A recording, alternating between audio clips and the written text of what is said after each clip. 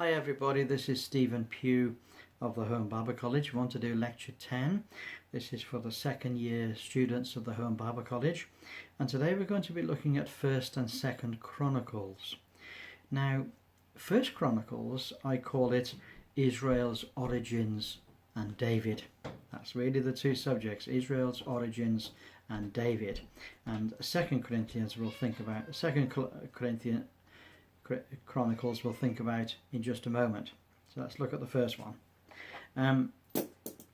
So the first one then is an Old Testament book, Chronicles, of 29 chapters, so quite a substantial book, probably written by Ezra, or at least in Ezra's day, in about 430 BC, after the exile. So this is a book that's written after the children of Israel have come back from Babylon into the Holy Land, and this book is a commentary, on the second book of Samuel. And the book unifies the nation of Israel by tracing the line of David's ancestors and then showing the importance of worship for the individual and for the family and for the nation. The two books of Chronicles were one book in the Hebrew Bible. The books of Chronicles cover much the same period as the book of Kings, but the books of Chronicles were written looking back after the captivity, whereas the books of Kings and the palace and the throne were prominent. But in Chronicles it is the temple and the altar which is prominent. Then we have a series of subjects in the book, and I'll just go through the subjects and you'll immediately pick up what are the main topics of the book. We have, first of all, the genealogies. Everybody understands that First Chronicles is the list of genealogies. Now, for most Christians, they'll look at that and go blank because they can't say the names and they don't know what the names mean or who the people are. But, you know, for the Jew, this was very, very, very important. And, yes, the genealogies were very important because it was their family tree, and their family tree was very important.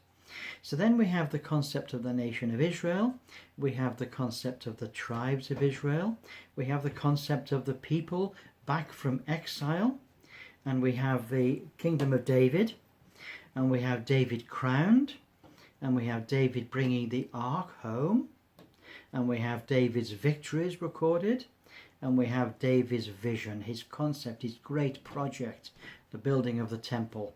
But of course David was unable to participate personally in that project, but this was his great vision. And so this is the subject. So in the first few chapters, you've got chapter 1 all the way down to chapter 9, we have the genealogies, which first of all go all the way from Adam, and then the genealogies of Abraham, and then Esau, and then the genealogy of Israel and Judah and David and Solomon and so on.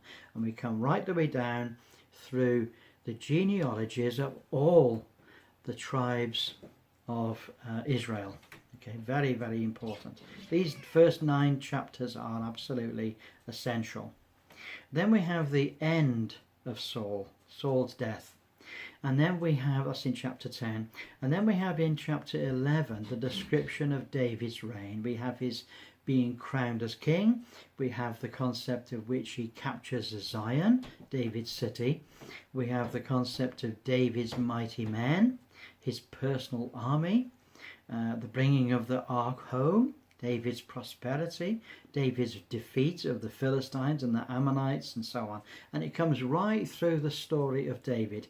David's life was a life of battle. He never ever really ended all the battles. He defeated all of the enemies pretty well of Canaan, of the Holy Land, and this is the story, of David's life.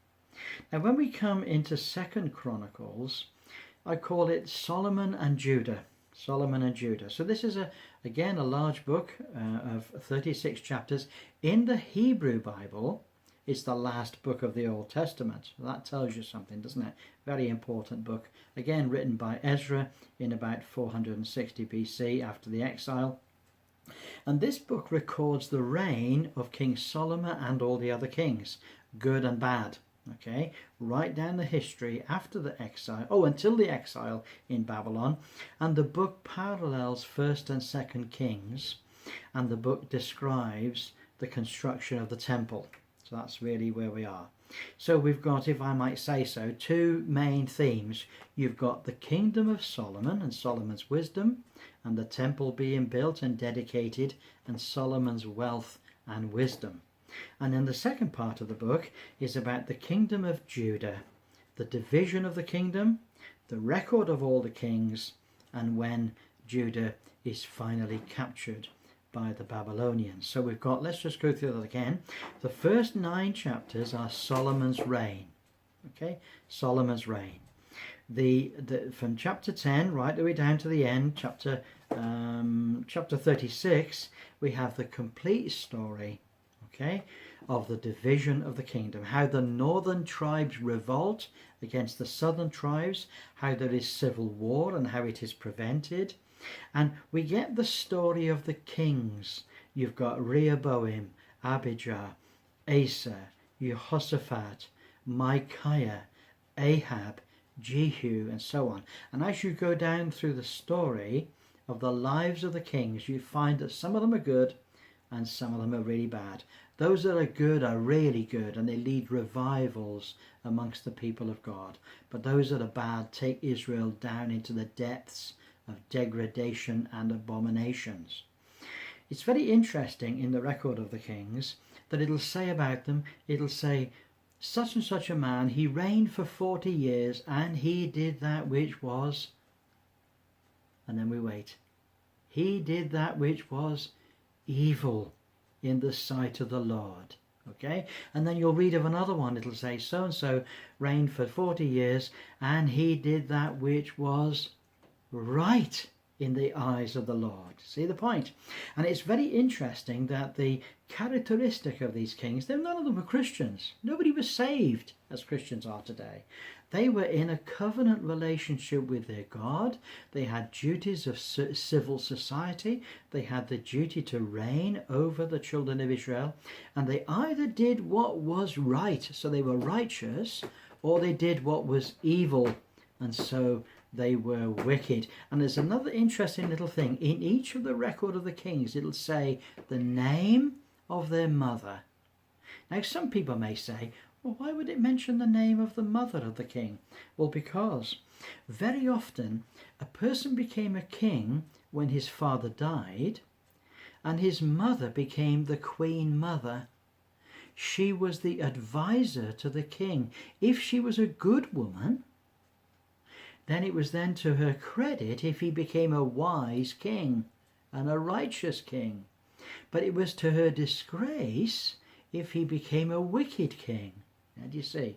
So the concept of the queen mother is very important. Sometimes these queens, sometimes the mother of the king would live a long time, and she would have a great influence over her son as to what he was like in his character and in his reign. And this is a fascinating book. It's going to be full of fantastic stories, and it's going to be the whole history of the children of Israel. Well, there we are. We'll leave that with you to think about, and we look forward to talking to you on our next lecture. God bless you all. Bye for now.